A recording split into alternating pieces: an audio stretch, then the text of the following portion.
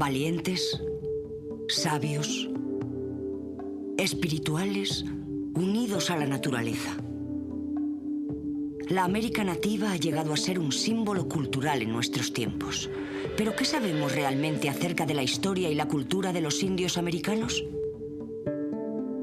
Durante los 15.000 años en que la raza nativa ha poblado las Américas, se han desarrollado y expandido una impresionante serie de tribus, lenguas y rituales. Con todo, todas las culturas americanas nativas han surgido de los mismos conceptos básicos: un profundo respeto por la naturaleza, por los mitos y la tradición,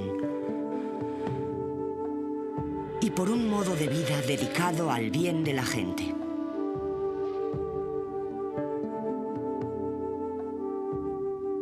A pesar de que a veces las guerras, la enfermedad y el hambre casi han provocado su extinción, la rica herencia cultural de la civilización de los indios americanos se mantiene viva en sus descendientes. Su artesanía y literatura han sobrevivido desde Alaska a Nuevo México, del este a el oeste, permitiéndonos recomponer la verdadera historia de los indios americanos.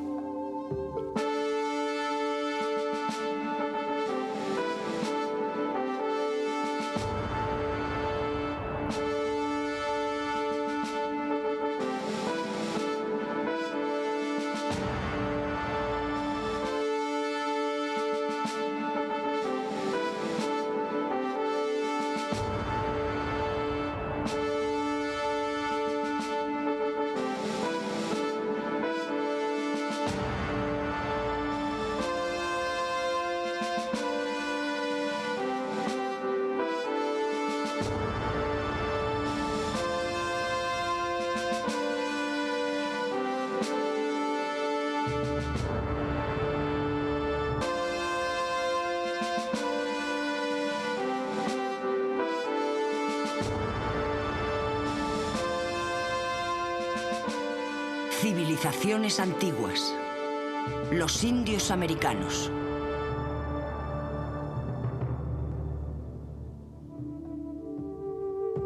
Además de ser una de las más antiguas, la civilización de los indios americanos es una de las más heterogéneas que conocemos.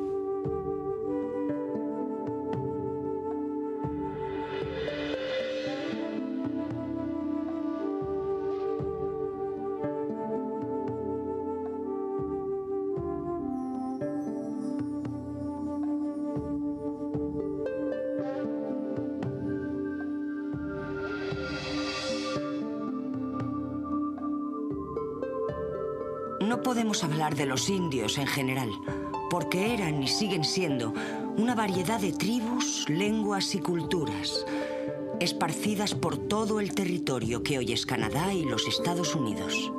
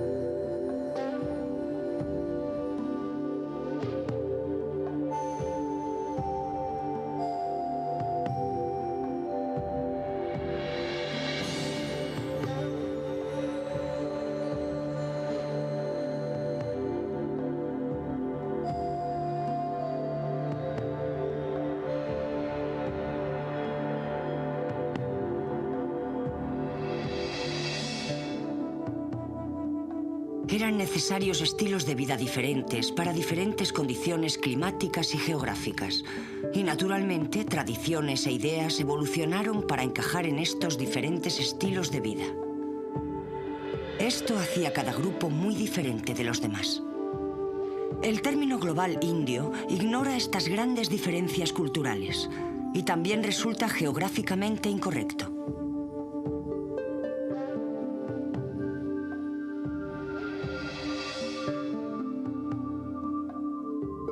Al desembarcar en el continente americano, Cristóbal Colón pensó que había alcanzado el lejano oeste, al cual denominaban en el siglo XV India. Los primeros nativos americanos fueron descritos por Colón como indios, y por extraño que parezca, el término incorrecto se ha mantenido.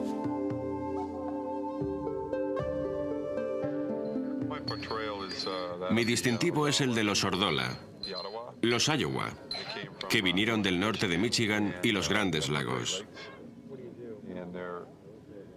Y su nombre significa tratante en la lengua Arnashobi. Fueron comerciantes durante el siglo XVII y principios del XVIII. Eran buenos viajantes, numerosos y muy poderosos. Y eran uno de los miembros de los tres fuegos de los Grandes Lagos, constituidos por Poweri-Wademi, Ojibwe y los Iowa. Aunque cada tribu era distinta a las otras, la mayoría tenía en común métodos básicos. Muchas de ellas, por ejemplo, creían que la mujer había dado a luz la tierra. Y ocurría que muchas de las sociedades nativas americanas se basaban más en sistemas matriarcales que patriarcales.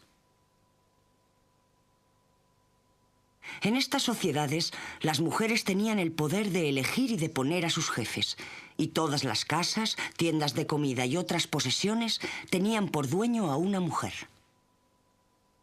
La descendencia y la herencia recaían sobre la línea matriarcal. Del mismo modo que un hombre era miembro del clan de su madre, así sus propios hijos se convertían en parte del clan de su mujer. Los varones, como cazadores, guerreros y comerciantes que eran, solían estar fuera del campamento durante semanas, por lo que eran las mujeres las que quedaban a cargo de regular los asuntos de la comunidad.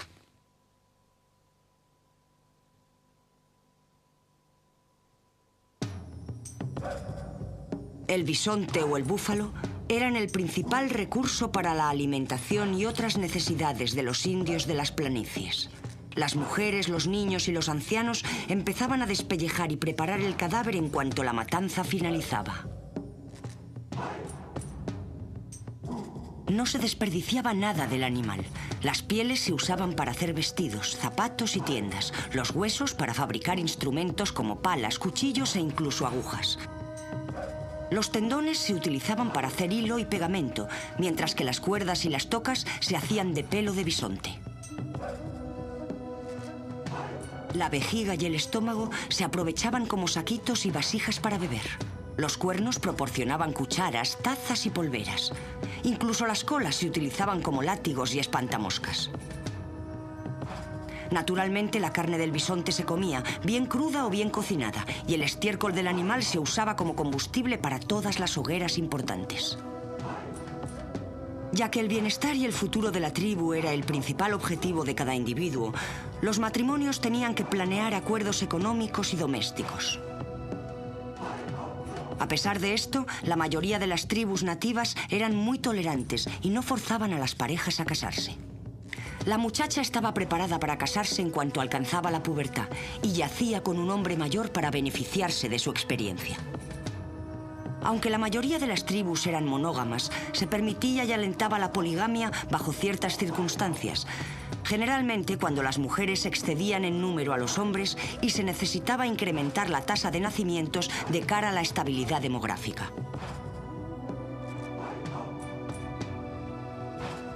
Como muchas civilizaciones antiguas, el estilo de vida de los indios americanos estaba inseparablemente ligado a las creencias espirituales. Estas creencias eran una interpretación de los elementos naturales que los rodeaban, alimentados por sueños y visiones considerados como mensajes de los dioses. El hombre joven que no había tenido una experiencia visionaria no podía convertirse en guerrero. Se celebraban festivales de sueños, donde los hombres, las mujeres y los niños relataban estos para que el resto de la tribu los interpretara. El más importante de todos era el gran sueño, soñado en el seno materno y olvidado en la infancia. Si un hombre tenía suerte, este sueño se le repetía en la edad adulta y le otorgaba perspicacia y sabiduría. Si no tenía suerte, dicho sueño solo regresaba en el momento de la muerte. Los indios de las planicies conocían los beneficios del manejo de las tierras y de la irrigación. Construyeron canales desde los ríos y lagos para asegurarse agua suficiente para sus cosechas. Se encendían pequeñas hogueras, bien controladas, para prevenir incendios devastadores que destruyeran las planicies. Y así crecían nuevas plántulas que atraían animales de pasto y podían cazarlos con relativa facilidad debido a la ausencia de arbolado. Una cosecha muy popular, pero que no alimentaría a una tribu hambrienta, era el tabaco.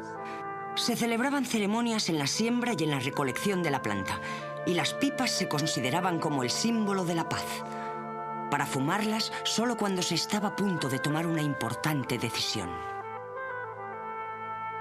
En los tiempos precolombinos, la mayoría de las tribus vivían cerca de los ríos y en el momento en que la comida empezaba a escasear, buscaban otro lugar. Esto conllevaba recoger las tiendas y todas sus posesiones y arrastrarlas hasta el nuevo emplazamiento. La caza a pie del bisonte era un proceso que llevaba mucho tiempo. A los hombres les costaba días encontrar manadas migratorias, a pesar de sus oraciones, y arrastraban las piezas de vuelta al campamento. Un día, un monstruo de 4 patas con cabeza y tronco de hombre descendió de los cielos. O así les pareció a los indios cuando vieron el primer caballo. Pronto estos monstruos llegaron a ser imprescindibles para los indios de las planicies y se iban adquiriendo de una tribu a otra. Los cazadores que salían en busca de bisontes llevaban 2 caballos cada uno. Montaban el más lento de los 2 hasta la manada y se cambiaba por el más rápido para la frenética caza. El caballo más lento y más descansado se utilizaba de nuevo para arrastrar la caza hasta el campamento. A menudo era más fácil llevar el campamento hasta el terreno de la cacería. En el pasado, el mero esfuerzo físico de mover el campamento provocaba que los indios de las planicies fueran seminómadas. Eran libres de vagar por las praderas en busca de bisontes, una mejor tierra de labranza y otras tribus.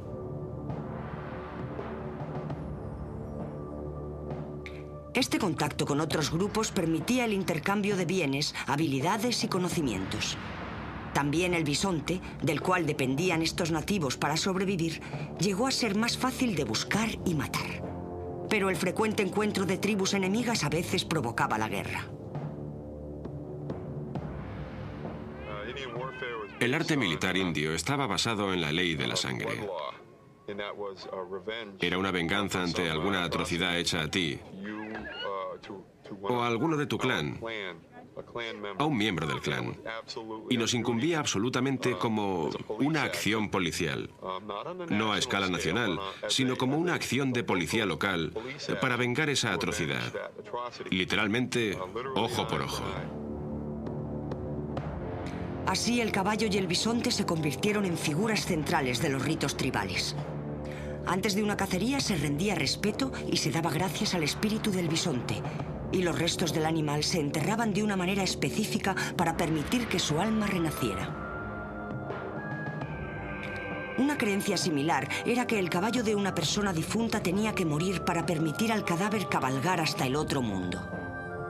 En el nacimiento de un hijo, el cordón umbilical se ataba alrededor de la cola o crin de un pony favorito. Entre los indios, los niños eran rara vez castigados por mal comportamiento o recompensados por uno bueno. En lugar de esto, se esperaba que se comportaran de manera que se ganaran la aprobación de los otros miembros de la tribu. Entre los Sioux, por ejemplo, la bravura era el máximo objetivo. Contaban historias a los niños y les enseñaban juegos que probaran continuamente su habilidad de resistir al dolor y a la incomodidad. En una de estas pruebas se le hacía correr al muchacho durante kilómetros con agua en la boca sin tragarla. La generosidad era igualmente importante y todas las posesiones materiales debían compartirse. Todos los miembros de la tribu debían ser productivos lo antes posible. Se esperaba que los niños a la edad de 3 o 4 años observaran y emularan a sus mayores. Pescaban, reunían bayas y nueces y llevaban a casa las cortezas olorosas y las hierbas que a los hombres les gustaba fumar junto con su tabaco. Los niños pequeños, así como las mujeres en edad de tener hijos, eran considerados la semilla y el futuro de la tribu y se les protegía a toda costa.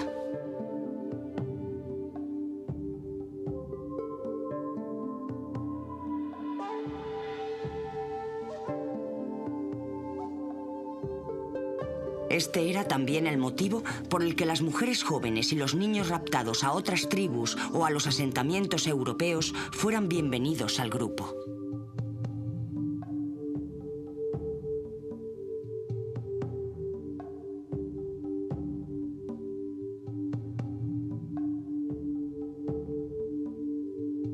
El paisaje de Alaska requería un estilo de vida muy diferente al de los indios de las planicies.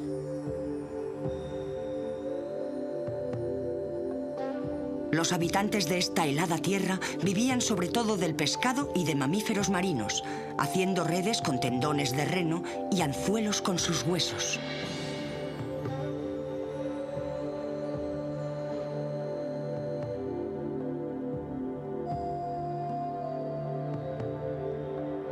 El intestino del reno se utilizaba para hacer parkas y anoraks, palabras que continúan utilizándose hoy.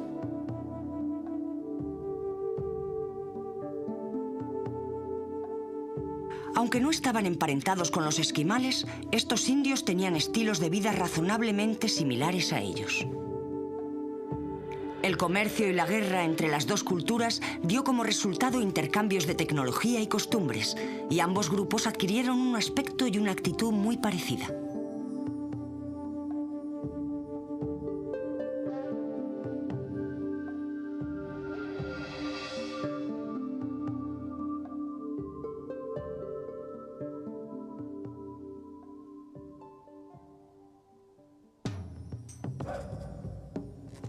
Los tótems eran más el símbolo de un estatus que un tributo a los dioses y se construían en las tribus de Tlingit y Haida en Alaska para hacer gala de sus riquezas.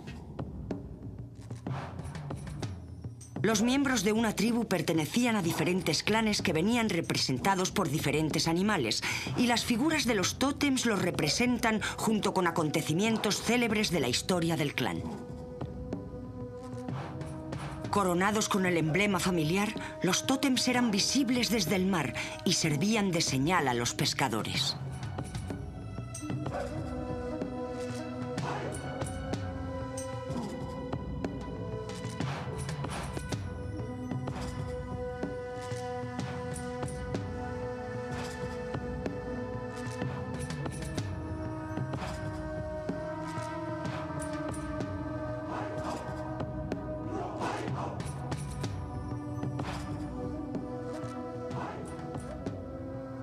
Las casas de los indios de Alaska estaban hechas de grandes tablas de madera de cedro.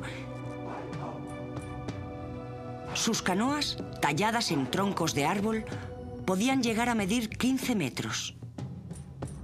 Su rígido sistema de clases se basaba en la riqueza de materias.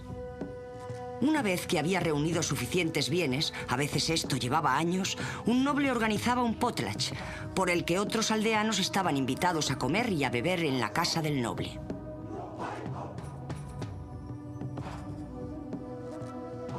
Durante unos cuantos días se repartían regalos a los invitados hasta que se agotaba todo. El lugar de un hombre en la sociedad venía determinado por el éxito del potlatch, así que era muy importante que todo el mundo lo pasara bien. La enfermedad se consideraba algo no natural entre los indios americanos y creían que era una interferencia de los espíritus del mal. Cada tribu tenía un chamán u hombre de medicina cuyo papel consistía en curar a la gente de aquellas enfermedades que las hierbas o plantas no podían sanar. El chamán identificaba a un demonio mediante las danzas rituales, mientras se cambiaba las máscaras de diferentes espíritus. Al final encontraba el que causaba la enfermedad y usaba su bolsa de medicina mágica hecha de patas de animal y los amuletos de madera para ahuyentarlo. El éxito era recompensado generosamente, pero fallar en la tarea de deshacerse del espíritu podía acarrearle la muerte. Esto hacía que la existencia de estos hombres fuera precaria y solitaria. Después de todo, nunca se podía estar seguro de si trabajaba con los espíritus y contra la gente. No le estaba permitido casarse, y su aprendizaje era tan riguroso que los jóvenes eran obligados a hacerlo. Porque ¿a quién le gustaría tener que acuchillar su cuerpo con piedras y perforar su lengua y sus genitales con espinas de cactus? Por supuesto, el chamán no tenía recursos suficientes para sanar enfermedades como la viruela, neumonía y sífilis, introducidas en 1492 por los colonos europeos. Un caso famoso por ser uno de los primeros en el uso de gérmenes en la guerra desde que apareció la viruela fue el de las mantas, usadas para aniquilar a las naciones indias, a sabiendas, ya que ellos llevaban esas mantas y hacían camino hacia el interior, lo cual desataría epidemias masivas. La enfermedad se expandiría como un incendio violento, y esta gente no tenía una inmunidad natural ante estas cosas. Como carecían de lengua escrita, casi todas las tribus de indios americanos empleaban símbolos como medio de comunicar sus ideas. A través de ellos podían expresar conceptos abstractos como su relación con los dioses. Todo tenía su simbolismo: sonidos, colores, animales y estaciones. Las pinturas y los diseños surgieron para representar estos conceptos y utilizaban estos diseños en cualquier superficie artesanal disponible.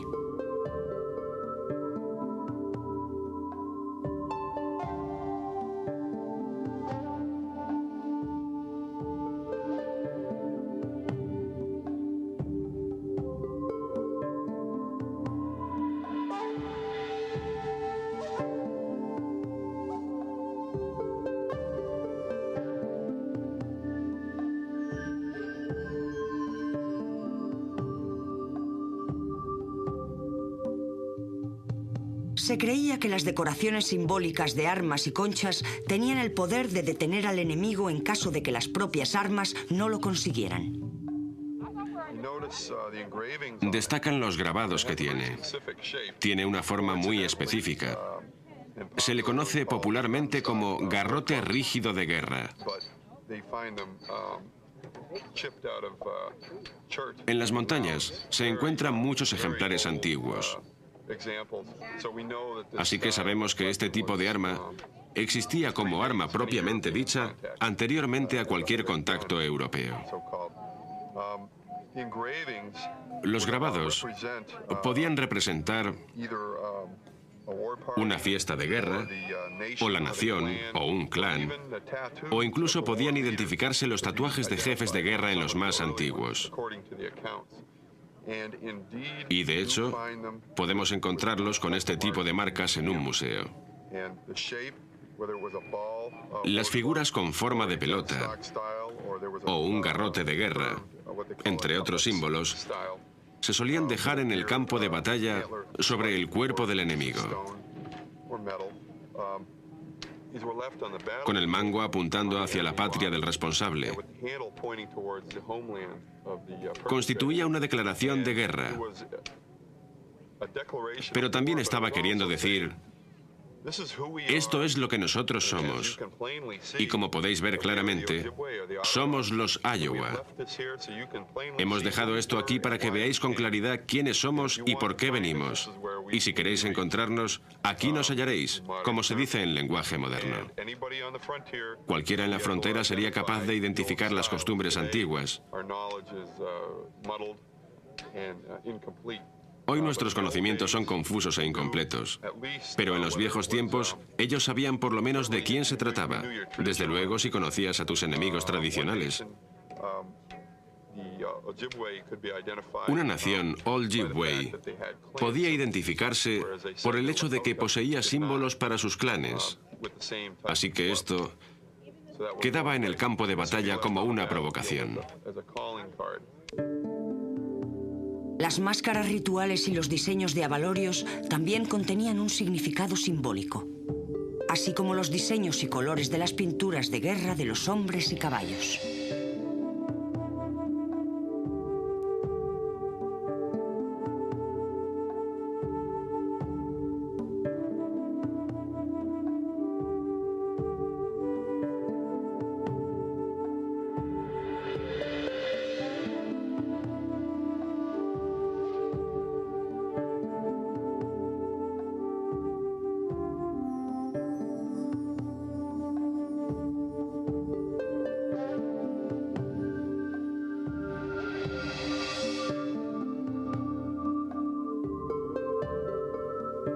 Un caballo significaba un viaje. La representación del día y la noche significaba el tiempo. Y una gota de lluvia significaba una cosecha abundante. Los símbolos también se utilizaban para dejar constancia de acontecimientos como cacerías y batallas. El creciente contacto entre culturas condujo a que la mayoría de los dibujos llegaran a ser similares. También tenemos un arco tradicional y un conjunto de flechas pintados con relámpagos y puntos, símbolos muy poderosos de guerra y de nuestro modo de pensar, de una fuerza muy efectiva con la que mi flecha puede atacar como el relámpago. Este es un pensamiento muy agradable si eres un guerrero. Muchos de estos símbolos pueden encontrarse en las rocas esculpidas que todavía hoy existen en algunas partes del suroeste de América. El creciente contacto entre tribus de diferente habla también requería alguna forma universal de comunicación. Desarrollaron un lenguaje de signos universales, hecho a base de gestos del cuerpo, con la ventaja de que estos gestos podían verse desde distancias de hasta 1,5 kilómetros a través de las llanas planicies.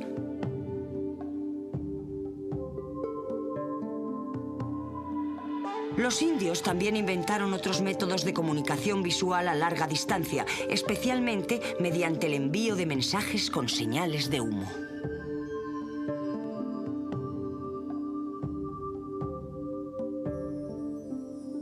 La mayoría de las tribus reconocían la existencia del más allá y enterraban a sus muertos junto a sus bienes personales. El alma de un hombre reside en la parte superior de su cabeza, así como también la del animal. Hay espíritu cuando la cabeza está unida al cuero cabelludo. Cuando coges esa cabellera, tienes el espíritu. Y así tienes una vida más y puedes hacerla volver para consolar a la familia del difunto. Y éste podrá ir al mundo del más allá en paz y sin ánimos de venganza. La familia también podía entonces dejar de llorar la pérdida. Para dar culto a los muertos, la gente de las tierras boscosas del este nos dejaron estos montículos de efigies. Los arqueólogos han encontrado armas, joyas y vasijas pintadas con símbolos de muerte como calaveras, arañas, ojos que lloran y un ojo en la palma de la mano. En concreto, los montículos de forma serpenteante simbolizan la regeneración de la vida, porque la serpiente muda anualmente su piel. Esta noción de renacimiento conecta con la fascinación que sentían los indios por los ciclos solares y lunares, cuya comprensión era esencial para el cultivo satisfactorio de las cosechas.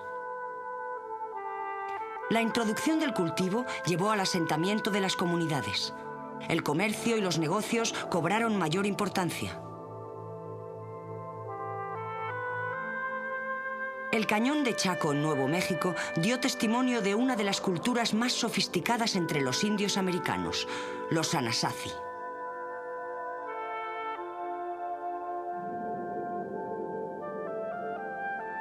La próspera economía de los chacoanos se basaba en la minería y en el comercio de turquesas, que para ellos tenían un sentido espiritual y se utilizaban para decorar joyas y objetos de la casa, así como artículos ceremoniales. Se organizaban verdaderas ferias comerciales varias veces al año, y tanto la producción de bienes como su distribución estaban rigurosamente organizadas. Los científicos saben que la zona no tenía la suficiente tierra de cultivo para mantener a sus habitantes, así que gran parte de su alimento tenía que ser importado de asentamientos vecinos que intercambiaban por turquesas. Los habitantes de poblaciones autónomas aprendieron a unir sus fuerzas para evitar los desastres naturales o económicos.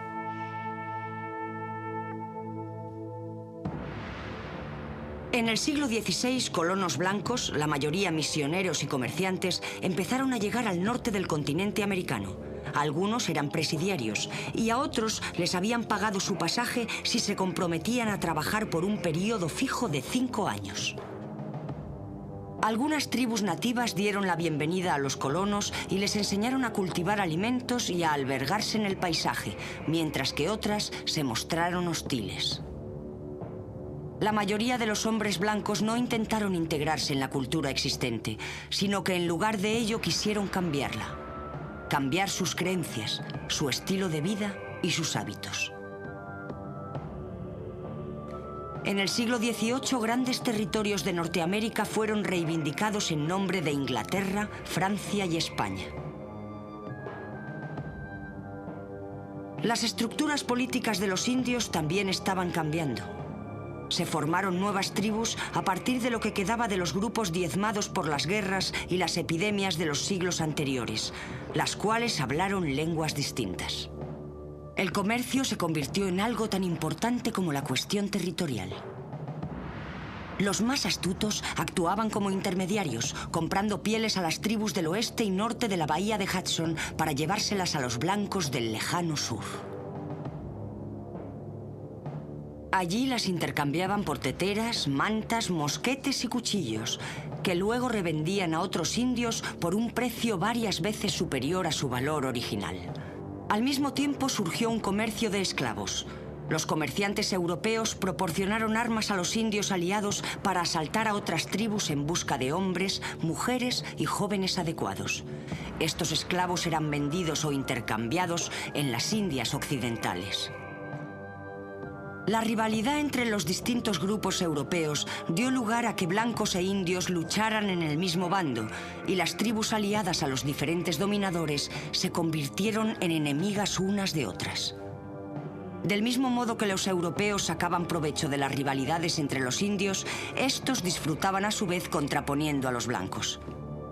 Los nativos iroqueses habían fundado una confederación conocida como la Liga de las 6 Naciones, y la media docena de tribus que la componían habían demostrado su fuerza contra otros grupos de indios americanos.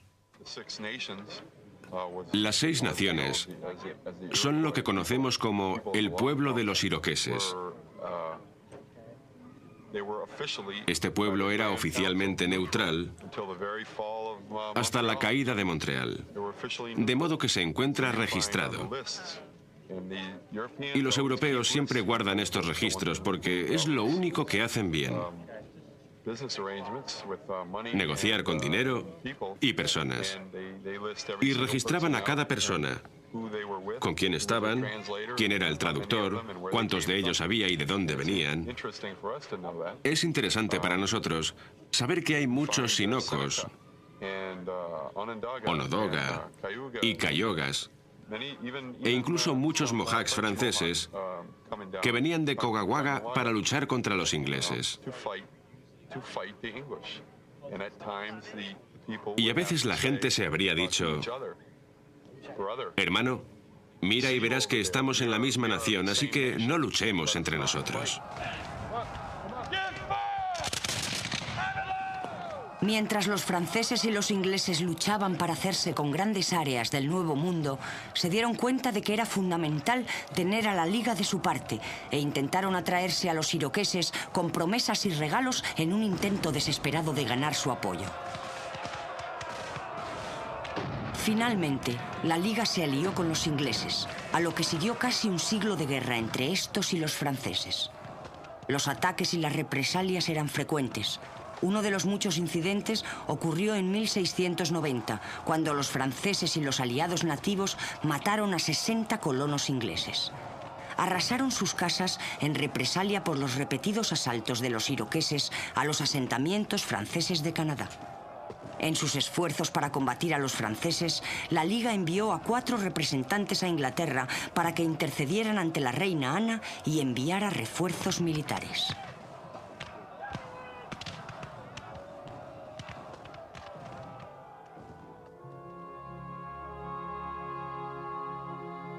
Pronto se vio con claridad que los indios americanos llevaban las de perder con el aumento y la reafirmación de la presencia europea.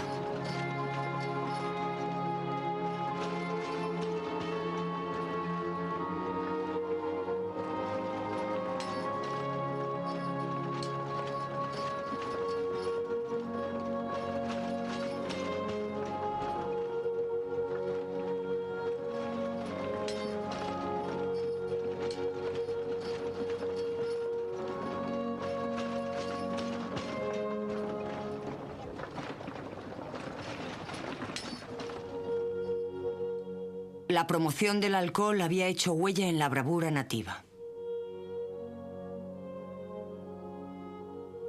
Se estaban construyendo fuertes militares por todas las tierras de los indios. Había una gran afluencia de mineros y buscadores de oro, y los nuevos raíles del ferrocarril interrumpían el recorrido de los búfalos. La enfermedad había diezmado a la población nativa, y el gobierno americano hacía lo que podía para forzar a las tribus que quedaban a vivir en las nuevas reservas, que en la mayoría de los casos estaban situadas en las zonas menos fértiles y habitables.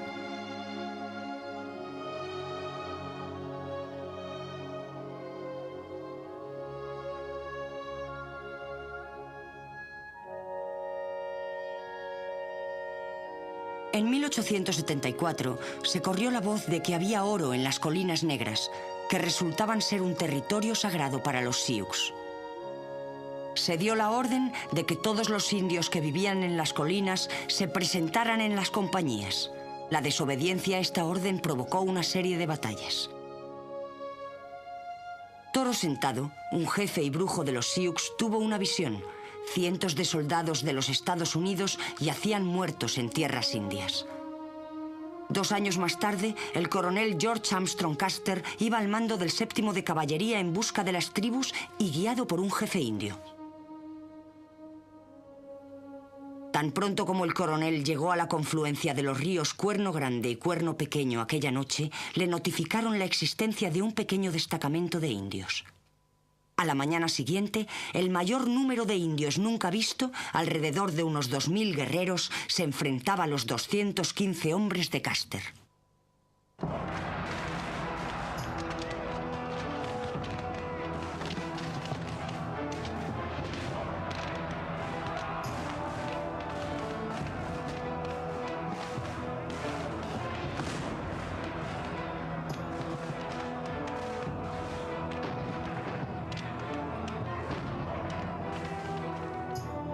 Todos perdieron la vida en el plazo de 1 hora. Nos encontramos ahora en la colina de la última resistencia. Aquí es donde Custer y sus hombres pararon por última vez. 3 compañías venían atravesando esa sierra desde la posición anterior de Cargun Hill, donde se encontraban los 2 centinelas. Había avanzado casi todo el camino hasta el río antes de batirse en retirada. Se retiró hacia aquí y hacia la colina. Los guerreros Sun Sayan empezaron a llegar con gran fuerza al tiempo que los repelían y avanzaban hacia el norte desde Cargun Hill. Justamente detrás está la sierra de Regor Grass, y ahí es donde se supone que mataron a gran cantidad de oficiales a medida que las oleadas de indios llegaban. Estas oleadas estaban guiadas por Gol y Toombs y otros de entre los Sun Sayan. Cuando Gol regresó al poblado, se encontró con que sus 2 mujeres y sus 3 hijas habían sido asesinadas en aquel primer ataque. Fue en esta batalla cuando dejó sus armas de fuego y cogió su arco y su cuchillo de guerra buscando la lucha en su terreno. Ya no tenía ninguna razón para vivir. Estaba deseando darle a su enemigo la oportunidad de enfrentarse a él. Mató a muchos aquel día. De todas formas, esto solo fue una pequeña victoria. Un visionario indio llamado Hiawatha anunció que una nueva danza ritual, la danza de los espíritus, conseguiría la vuelta del búfalo y de los cientos de familiares muertos por la guerra y la enfermedad. Ante la aniquilación cultural de los indios, se adherieron a esta danza de los espíritus y rezaron pidiendo ayuda sobrenatural.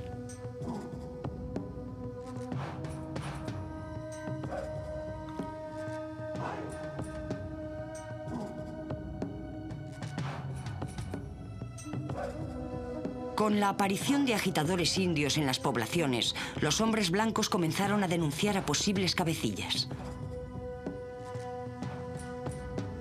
Cansadas y recelosas, las tropas de caballería en Wounded Knee Creek atacaron la reserva de Pine Ridge, en la que vivían un grupo de alrededor de 200 Sioux, la mayoría mujeres y niños. Se dice que las armas de los indios estaban descargadas y que en medio del pánico fueron todos asesinados.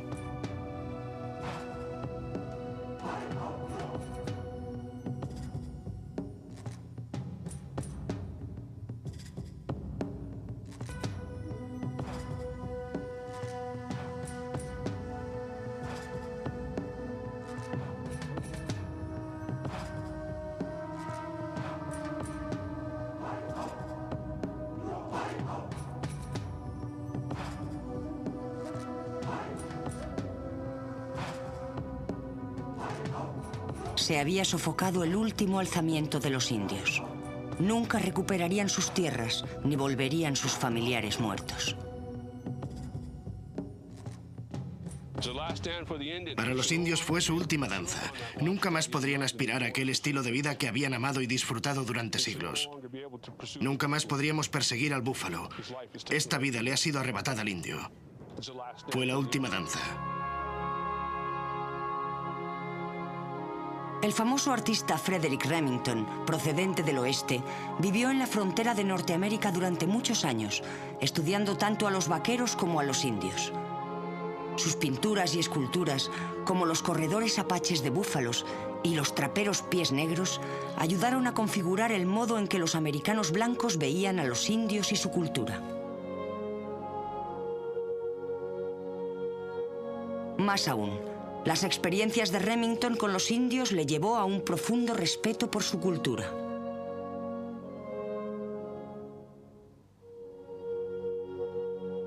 Las cualidades místicas y enigmáticas de la vida de los indios que él reseñó en sus trabajos se muestran quizá mejor en su obra denominada Canción Medicinal Apache. Más tarde, el propio Remington escribió de los indios americanos: ningún hombre blanco podrá jamás penetrar en el misterio de sus mentes o explicar el porqué de sus actos.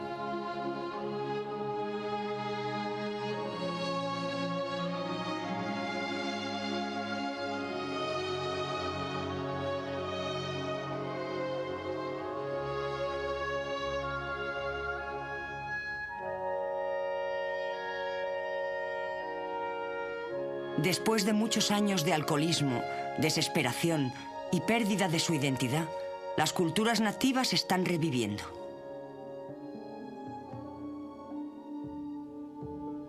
Aunque numéricamente sean pocos, su influencia va en aumento. En el campo de la música, del arte y de la literatura, todos los indios americanos están volcados en esta renovación cultural.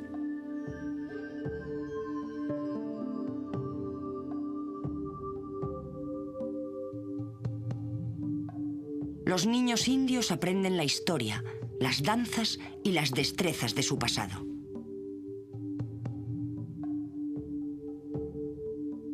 Mientras, los descendientes de los colonos europeos intentan corregir los errores del pasado. Después de todo, quizá haya una esperanza para los indios americanos.